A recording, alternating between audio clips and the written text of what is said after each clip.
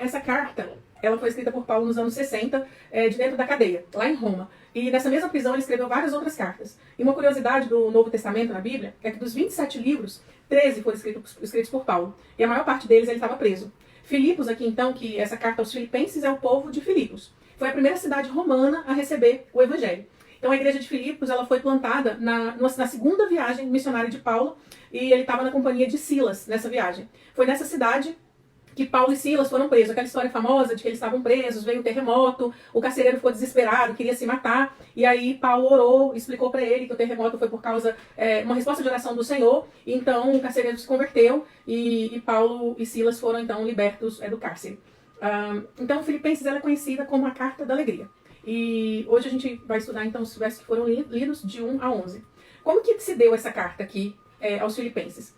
Epafrodito, que era um dos membros da igreja lá de Filipos, foi visitar Paulo, lá em Roma, na cadeia. E naquela época, a cadeia ela era uma prisão domiciliar. Paulo ficava preso dentro de uma residência, ele não podia sair, mas ele estava preso.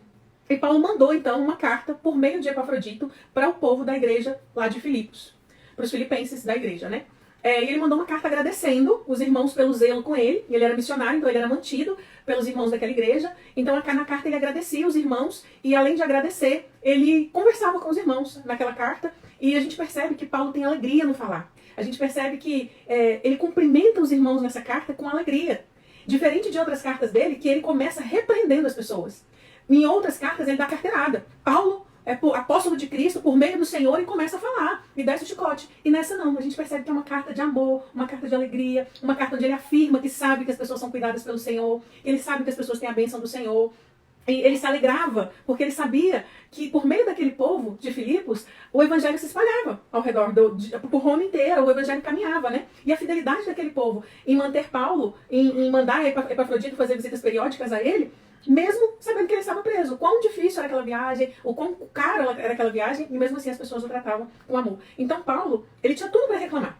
Tudo mesmo. Porque ele, na prisão, ele sofria açoites também. Mas ele enxergava Deus nas cicatrizes dele. Então quando a gente olha para nós, avaliando essa primeira parte do capítulo 1 de Filipenses, como que a gente fala com as pessoas? Eu estava observando a forma com que Paulo fala, a doçura nas palavras, a alegria nas palavras. E nós, como que a gente tem falado, né? Quando a gente vai na padaria, no mercado, na farmácia, numa consulta médica, quando a gente sai na calçada da nossa casa para falar com o vizinho, eu aqui no prédio. Será que a gente é aquele tipo de pessoa que, quando alguém fala assim, tudo bem, Zen? Tudo bem, Rosa? Vou levando. Só luta. Que dificuldade. Nossa, só prova. Meu Deus do céu. Como a vida tem sido difícil para mim. Uma senhora que costura para mim aqui em Cruzeiro, eu tive lá nela ontem. E eu falei com ela. Todas as vezes que eu chego lá, eu falo, paz, irmã, tudo bem? Ela é cristã, ela é da Assembleia de Deus. Todas as vezes ela tem uma dor, ela tem um sofrimento, ela tem uma dívida, ela tem uma causa na justiça, ela tem a ajudante dela que faltou. Ela nunca me respondeu em quase 3 anos. Assim, tudo bem, graças a Deus, nunca. E ontem foi diferente. Aí eu deixei ela falar, ouvi. Falei, irmã, mas Deus é bom, né? Aí ela, onde que Deus é bom? Falei, a senhora tá falando, enxergando, ouvindo, com o ateliê da senhora aberto, cheio de costura parada, que a senhora falou. Tá sem ajudante, cheio de costura parada, é dinheiro prontinho que você vai receber. Olha como Deus é bondoso e cuidadoso.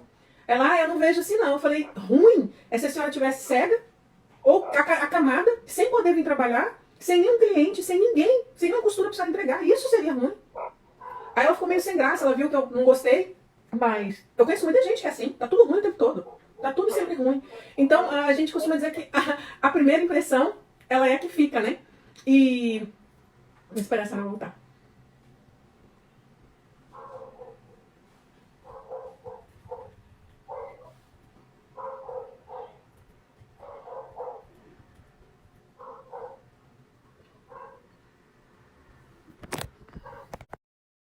Vamos retomar.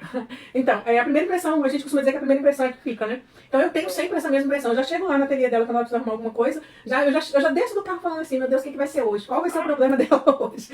Porque eu já sei que ela é assim, isso é muito ruim, né? Então o que será que as pessoas pensam de nós quando elas se encontram conosco? Ou quando a pessoa sabe que vai encontrar com a gente num evento, num aniversário, ou sabe que a gente sempre vai na padaria, naquele mercado. O que será que elas pensam? Que bom que a Dona Rosa vem aqui hoje. Mas vai ser bom ver a Dona Rosa. Ou será que as pessoas pensam, meu Deus, não acredito que hoje eu vou ter que falar com a Dona Rosa. Mesma coisa de mim, né? Nossa, tomara que eu abra a porta aqui e não veja a Deim. Tomara que eu não encontre com ela no elevador. Tomara que eu não veja ela ali na academia. Ou será que, caramba, como é bom quando eu vejo a Dona Rosa. Ela tá sempre alegre, ela tem sempre uma palavra de ânimo. Ela tá sempre botando a gente lá pra cima. Como é bom encontrar com ela, né? Às vezes a gente é tão Às vezes a gente é tão negativo. Tem a história muito conhecida de um homem que queria vender a fazenda dele. Eu vou ler aqui a carta. Eu pensei em falar, mas eu vou ler que acho que vai ser mais interessante. Conta assim a história. Certa vez, o grande poeta Olavo Bilac queria muito vender a sua fazenda, que dava muito trabalho e muita despesa. Ele reclamava que era um homem sem sorte, que a sua fazenda só te dava dor de cabeça, que não valia a pena ter aquela fazenda. Então ele pediu para o poeta Olavo Bilac redigir um anúncio de venda da fazenda, pois ele acreditava que com as palavras de Olavo, certamente ele ia encontrar um bom comprador. Dona Rosa, eu vou começando, vamos ver se alguém entra. Eu falei, de novo eu falei, nossa, só estando aqui para acreditar que é aqui.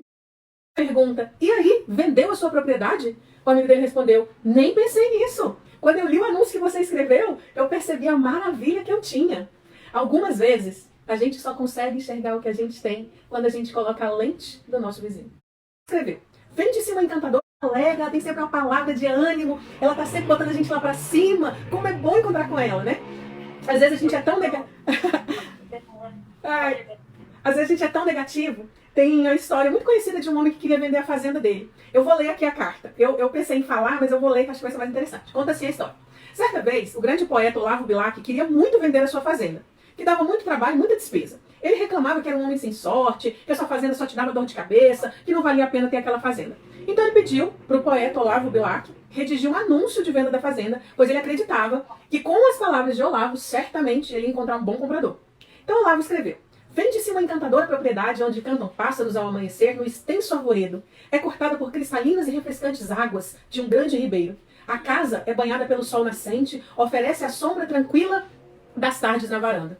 E aí, passado alguns meses, Olavo encontra esse amigo dele. E quando ele encontra o amigo dele, ele pergunta, e aí, vendeu a sua propriedade? O amigo dele respondeu, nem pensei nisso. Quando eu li o anúncio que você escreveu, eu percebi a maravilha que eu tinha. Algumas vezes, a gente só consegue enxergar o que a gente tem quando a gente coloca a lente do nosso vizinho.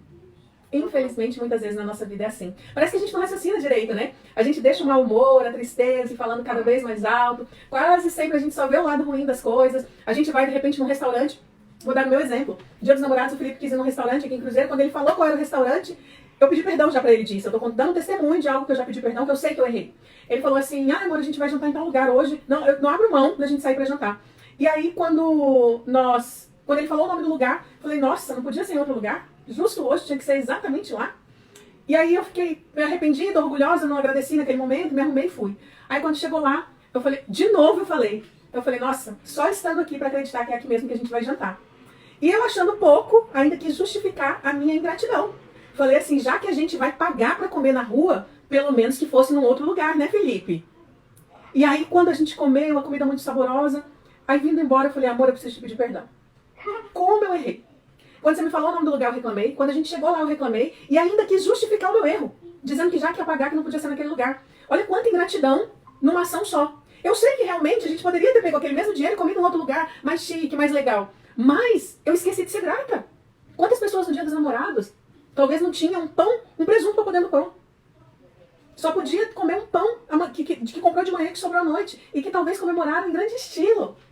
Enfim, às vezes, por que eu tô contando isso? É ruim de contar isso. Mas é porque a gente parece que tem hora que não raciocina. Parece que o mau humor da gente fala sempre mais alto. A tristeza vai falar mais alto. E a gente vê o lado ruim das coisas. A gente esquece de ver o lado bom das coisas, né? Poxa vida, Dia dos Namorados, eu tinha um companheiro. Quantas mulheres não têm? Estão doidas pra ter alguém do lado. Eu saí, tinha um recurso financeiro, né? Não fui de ônibus, não fui a pé, não fui de táxi. Eu fui no meu carro. Frio, eu tinha roupa pra me aquecer, pra poder sair. Tinha tanto motivo pra agradecer. Lá em Filipenses 4, fala uma coisa muito interessante. Fala assim, que ocupe o vosso pensamento, tudo que for verdadeiro, respeitável, justo, puro, tudo que é amável, de boa fama. Se alguma virtude há e se algum louvor existe, seja isso o que ocupe o seu coração.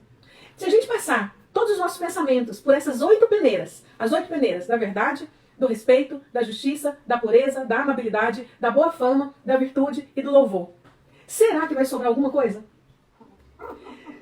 Se a gente acha que está tudo certo na nossa vida, então, Paulo reconheceu que os filipenses eram bons, mas eles lembravam que eles podiam ser melhores.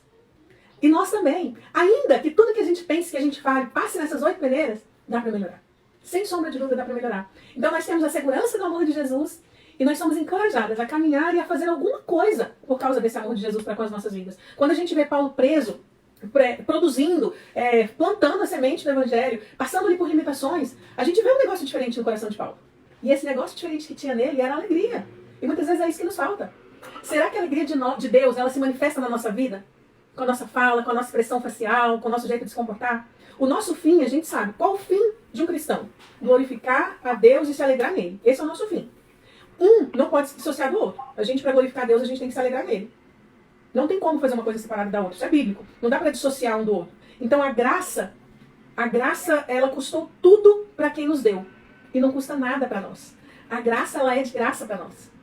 Jesus, ele experimentou o pior dos sofrimentos, a mais terrível tristeza do inferno, por causa do meu pecado, por causa do pecado da senhora. Ele se submeteu sem precisar aquele sofrimento para que a gente pudesse experimentar a maior e a melhor de todas as alegrias. Mas muitas vezes a gente não percebe isso. Quantas de nós, muitas vezes, né, eu acho que os cristãos, nós mulheres, a gente vive abaixo da linha da pobreza espiritual. Porque tem muito de Deus para nós, muito de Deus. Tem muita picanha, muito filé mignon do Senhor pra gente. Mas a gente está acostumado com migalhas. Às vezes a gente está buscando no lixo do que a gente faz com a nossa própria vida. A gente está vasculhando lixo quando tem um banquete do Senhor esperando pra gente. Muitas vezes a nossa alegria se mostra mais nas coisas do mundo do que nas coisas de Deus. Às vezes a gente se alegra quando a gente recebe um dinheiro, quando a gente ganha um presente, quando a gente recebe um convite para participar de alguma festa, de alguma coisa, quando a gente faz uma viagem e quando a gente lê a palavra do Senhor ou participa de um estudo ou qualquer outra coisa, a gente não tem a mesma alegria. A gente é frio, a gente é morno. Mas nas coisas do mundo, qualquer coisinha a gente se esbalda de alegria. A gente posta nas redes sociais. A gente... Não cabe dentro da gente, né? O tanto que a gente se alegra. Chá de revelação é uma das coisas mais incríveis, né? Quando o pai e a mãe ali vê o sexo da criança, meu Deus, que alegria. Mas eu não vejo esse povo alegre quando vai pra igreja, quando vai louvar a Deus. Eu tenho dó, às vezes, do pessoal do louvor das igrejas. Porque eles veem as expressões faciais de todo mundo ali, né? Cara a cara, eles estão vendo as pessoas. E às vezes eu olho assim só pro pessoal do banco do meu lado. Eu falo, Senhor amado, o que está acontecendo com esse povo aqui? Então, Deus nos chama pra gente se alegrar nele. A alegria de Deus, ela não exclui o sofrimento, mas ela nos fortalece para que a gente consiga passar de uma maneira melhor e mais leve pelo sofrimento. Deus nunca disse que a gente vai ser plenamente o tempo todo alegre, mas nós temos a alegria que a gente só pode encontrar no Senhor. Então que a gente possa manifestar a nossa alegria na nossa forma de falar, na nossa forma de agir, quando a gente chega em algum lugar. Tem uma coisa que eu sempre falo pro Felipe, que a gente seja o tipo de pessoa que quando a gente vai embora ou quando a gente para de falar, as pessoas ficam querendo mais. E não o tipo de pessoa que as pessoas ficam assim, ai meu Deus, que hora que vai acabar? Nossa, que hora que ela vai embora? Ai, que chatice. Então, que as pessoas... Isso é muito natural. Se a gente tiver alegria que só vem do Senhor, a gente vai se tornar uma pessoa de fala e comportamento e companhia agradável às pessoas do mundo. E por meio dessa alegria, isso não é buscar um reconhecimento próprio. Isso é a gente fazer com que as pessoas fiquem curiosas para saber de onde é que vem a nossa alegria, de onde é que vem a nossa força. Isso é o que importa. Vamos orar? Para que o Senhor nos ajude?